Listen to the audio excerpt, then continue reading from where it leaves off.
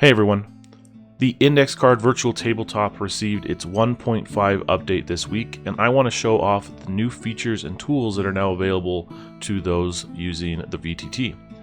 If you're not aware, the Index Card Virtual TableTop is the latest iteration of the Runehammer VTT, and it is free for everyone to use and play games on. It's a really simple, straightforward VTT, and I just absolutely love it. So if you haven't had a chance, check it out at ICVTT.net. But starting out, the very first thing that you'll notice is that instead of using the Patreon login, you can now log in with not only your Gmail account, but you can log in with Discord or just a generic username and password. So that really opens a lot more. You don't have to have a Patreon account. You don't have to be a patron of anybody. You can just log in with the usernames and passwords that you already have. That's going to allow you to be a GM. If you're just a player, you don't ever have to log in. You just have to have the link from your GM as they provide it for the game. From there, after I've logged in as a GM, this gives me the access to the GM screen, which gives you the ability to create games, the GM drawer where you can show your previous games, but additionally, it gives you one new feature, which is the countdown. So we play online, and a lot of times we play in different time zones, so having some way to coordinate when a particular game is going to start is really helpful. So over here on the homepage of a logged in GM screen, you've got this clock over here that allows you to click on it and schedule a game. You can then set the date of when you're going to play. So I can set it for something like 7 a.m. on a Saturday, which I play in the morning, and then you can make it either game independent, which makes it so that it's just a link that opens up and gives you a adjusted countdown that you can share with your friends and your players, and it will adjust for their time zones.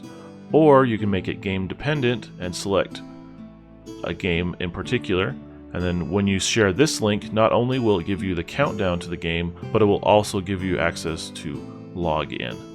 And so you can see that it's counting down to when the start time is, as well as the ability to join the game. And here I am in my nice pretty sandbox. So once you've logged in as a GM, you have a couple more tools. The first one that I want to show off is in the GM drawer up here at the top, and it's within the asset browser.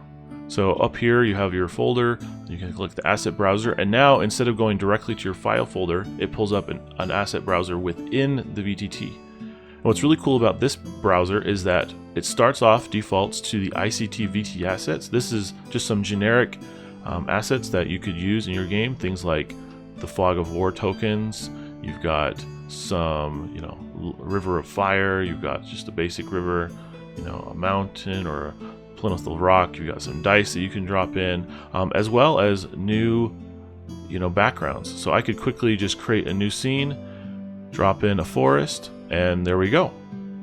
And these were all provided by the community. You can do the same thing again, drop it in, and you've got a whole new scene.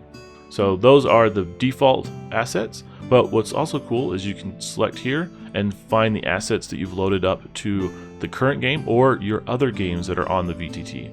So for example, I've got my game here that I've listed out, and here's all the tokens that I've already preloaded in, and so I can just drag and drop those in.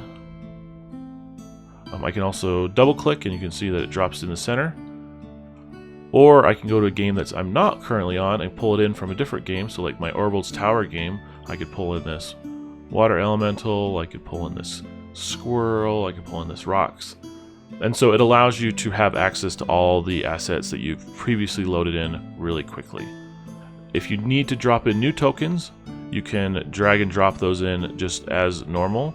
So like I could just drag that into the scene from my file browser elsewhere. Or I can click on this folder up here and it opens up the file browser I can then drop in. So the asset browser feature in 1.5 is just a really fun and easy way to now make pulling in tokens into your game that much easier. Now going back to my sandbox, the next thing that I want to show you, the next big thing, is down here in the draw index card tool down here in the bottom left. So what it does is it now gives you an option to draw not only a index card using the marker, which you can change colors, you can change generic, draw and doodle. If you have a pen, it will adjust by size for your marker. But you can also draw on a transparent index card, which will, as I drop it add to the scene, will have my drawing on a transparent background. So now I can overlay that with my other tokens and things of that nature. But additionally, my favorite new feature is this token creator. So you can now create tokens in that ICRPG style using the VTT. So from here, all you need to do is go to your file browser and drag in a piece of art. And if that art has a transparent background, what you can do is down here at the bottom, you have this make it pop option. And so if that's selected, you can see that the artwork kind of hovers over the background. But if I turn it off, it turns off that kind of overlay, and I can still reposition things. I can use the zoom to move things in and out, make them bigger or smaller, and make it fit. And then if I turn it back on, I can pop it up over the top. But you can see that it only works over the top, so you can kind of see how that breaks down. So anything that you want to kind of pop out of this circle will be over the top half of the token. And so you just play around until you get something that just looks kind of cool, and then you'll just add it to the scene, and there's my new token.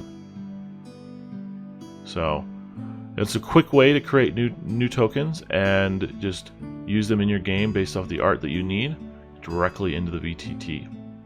The other feature that when it comes to tokens is, before you could have counters. So like, for example, timers. I have my dice and I can now kind of count up and down. Well, what's been updated is the text. Is you used to be able to just put a number in and you'd get that counter. But now what you can do is you can actually include text like HP, and you can still have that counter, and it will adjust the time for it. So I can have my HP count, I could have, I could change it to dying, and then count down my dying timer from there. I could have an enemy that has HP, or it can be, poison, D4, whatever. So now you can kind of use text and numbers in combination with your tokens. Other than that, everything else about the VTT is roughly the same. Those are the biggest feature updates. We have more details about the full release over on the forums. I'll have links for that below, as well as you can watch the full tutorial series. It's about the Runehammer VTT, but all those features still apply to the Index Card VTT. And definitely check those out if you're new to using this free and simple virtual tabletop.